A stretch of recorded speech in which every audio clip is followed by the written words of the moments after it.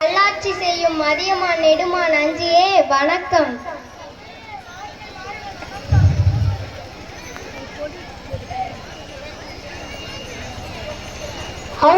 வாருங்கள் வாருங்கள் வணக்கம். ஊர் ஊராக சென்ற என்னை உன் அன்பினால் கட்டு போட்டு விட்டாயே. நானும் நீண்ட காலமாக உன் அரண்மனையிலே தங்கி இருக்கிறேன்.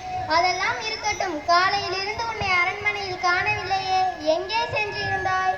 இன்று காலை நம் அமைச்சரோடும் வீரர்கள் சிலரோடும் காற்றிற்கு சென்றிருந்தேன். அங்கே இந்த கனியை பறித்தேன். இதை சாப்பிட்டு பார்த்து சுவை எப்படி இருக்கும் சொல்லுங்கள் தாயே. அடடா, என்ன சுவை, என்ன சுவை, என்ன கனி இது? கிடைப்பதற்கு அரிதான நல்லிக்கனி இது. எப்போதாவது ஒரு முறைதான் காய்த்து பழுக்கும். ஒரு மலையில் இருந்த கருநெல்லி ஒரு மரத்தில் காய்த்திருந்தது. அந்த மரத்தில் நமது வீரர்களால் ஏற முடியவில்லை. பிறகு நமது அரசரே முயன்று அந்த மரத்தில் ஏறி இக்கனியை பறித்தார். அது மட்டுமன்று, இக்கனியை உண்டவர்கள் நோய் நொடியின்றி நீண்ட காலம் வாழ்வார் என்று பெரியோர் கூறுவர். அதியமானே, என்ன செயல் செய்து விட்டாய்? நாட்டை காக்கும் பொறுப்பை உடைய நீ இதனை உண்ணாமல் எனக்கு கொடுத்து விட்டாயே. இது முன்பே தெரிந்திருந்தால் நான் இதனை உண்ணாமல் உன்னையே உண்ணச் செய்திருப்பேனே. என்னை போன்ற அரசர் ஒருவர் மறைந்தால் அந்த வேறொருவர் அரசராகி விடுவார். உங்களை போன்ற அறிவியல் சிறந்த புலவர் ஒருவர் மறைந்தால் அந்த இழப்பை யாராலும் ஈடு செய்ய முடியாது. அதனால்தான் இந்த நெல்லிக்கனியை உங்களுக்கே கொடுத்து சாப்பிட செய்தேன். அதியமானே, நீ தமிழின் மீது கொண்டிருக்கும் பற்று என் உள்ளத்தை உருகச் செய்கிறது. நீ பல்லாண்டு வாழ்க.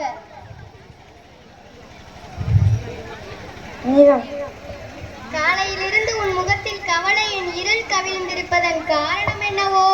இன்று காலையை ஒற்றர்கள் கொண்டு வந்த செய்தி என் உள்ளத்தில் சிறு கலக்கத்தை ஏற்படுத்தியிருக்கிறது. மன்னன் தொண்டைமான் நம் மீது பகமை கொண்டவன் என்பது தாங்கள் அறிந்ததுதானே. அவை நம் மீது படையெடுத்து வர ஏற்பாடுகள் செய்துவிட்டானாம். தம் தலைக்கு மேல் போர் மேகங்கள் சூழ்ந்து விட்டன.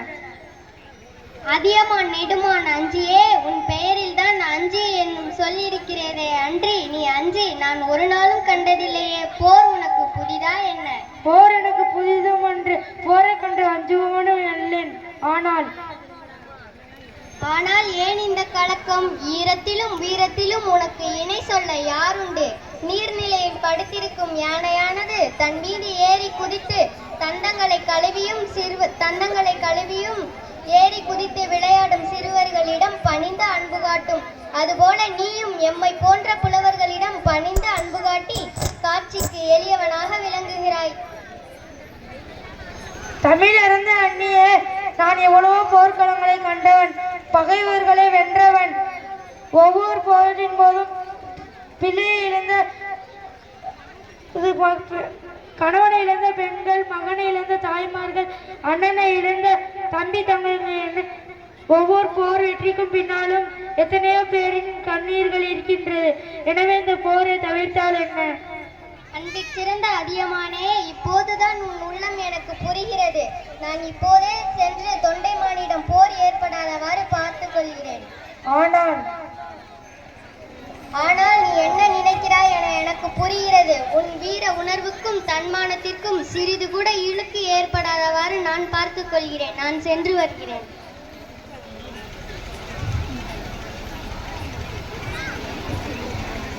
அரசே வாழ்க. சற்று முன் நமது ஒற்றரிடமிருந்து செய்தி வந்துள்ளது.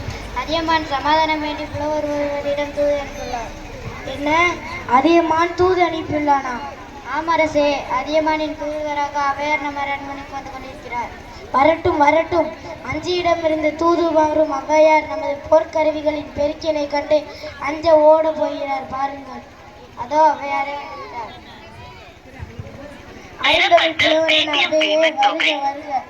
எனது எதிர் நாட்டில் இருந்தாலும் தாங்கள் தமிழர் அல்லவா?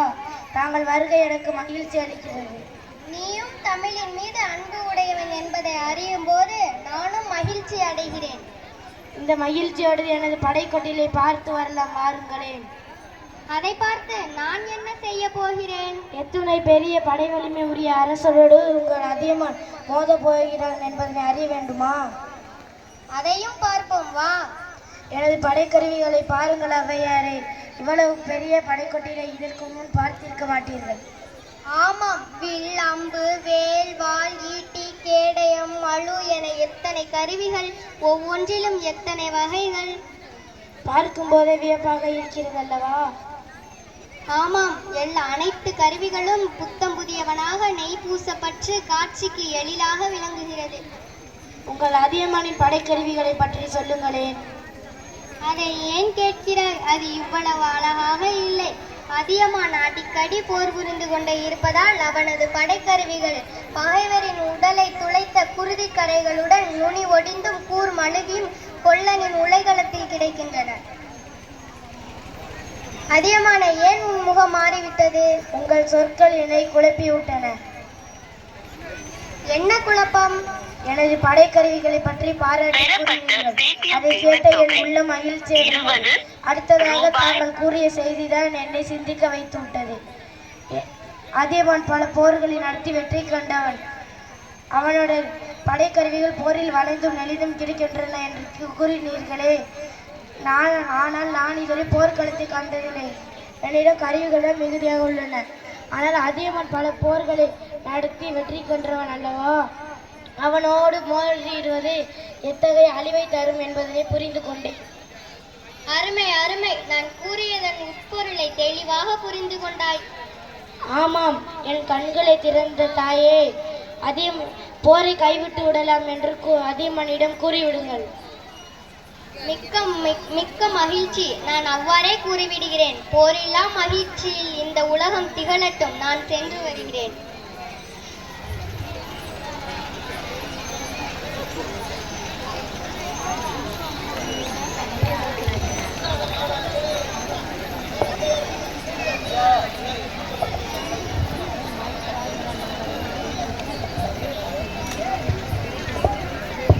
அழகாக நடித்து கொடுத்த